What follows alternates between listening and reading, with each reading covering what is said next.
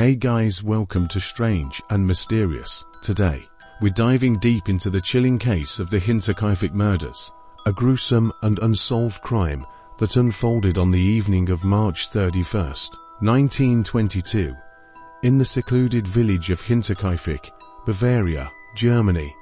The small farming community, located approximately 70 kilometers north of Munich, became the setting for a heinous crime that claimed the lives of 6 inhabitants.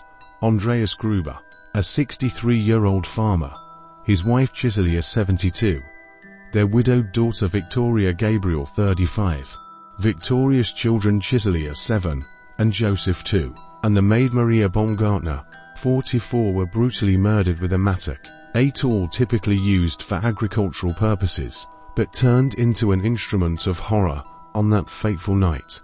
What makes this case particularly perplexing is the series of eerie events leading up to the murders. 6 months prior, the family's maid had quit her job, claiming she heard strange sounds in the attic and believed the house to be haunted. Andreas Gruber found a mysterious newspaper from Munich on the property in March 1922, which he initially believed the postman had lost, but no one in the vicinity subscribed to that paper. Just days before the murders, Gruber reported discovering tracks in the fresh snow leading from the forest to a broken door lock in the farm's machine room. On the afternoon of March 31, 1922, the new maid, Maria Baumgartner, arrived at the farm, escorted by her sister. She was likely the last person to see the inhabitants alive. The killeress lured the victims one by one to the barn through the stable, where they were murdered with blows to the head using the family's mattock. The perpetratoress then moved into the living quarters, using the same murder weapon to kill Joseph, sleeping in his bassinet, and Baumgartner in her bedchamber. 4 days passed between the murders and the gruesome discovery of the bodies. On April 1st, coffee sellers Hans Schirowski and Edward Schirowski arrived to take an order. When no one responded to knocks on the door and the window, they walked around the yard, but found no one. Chiselia Gabriel was absent from school, and the family failed to show up for Sunday worship. The bodies remained undetected until Lorenz Schlittenbauer and others entered the barn on April 4th, revealing the horrifying scene. The investigation, led by Inspector Georg Gruber, faced challenges from the start. Initial investigations were hampered by the number of people who had interacted with the crime scene, moving bodies and items around, and even cooking and eating meals in the kitchen. Court physician Johann Baptist Daimler performed autopsies in the barn, establishing that a mattock was the likely murder weapon.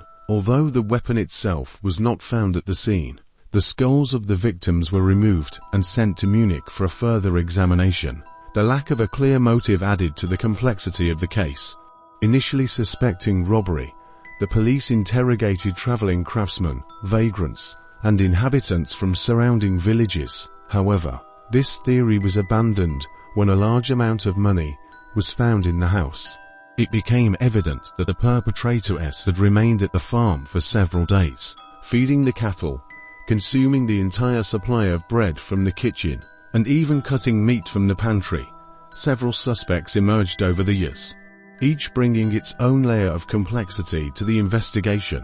Karl Gabriel, the husband of widowed Victoria Gabriel, became a focus due to speculation about his death during the First World War. Lorenz Schlittenbauer, linked to Victoria after the death of his first wife, faced suspicion for his actions immediately after the discovery of the bodies.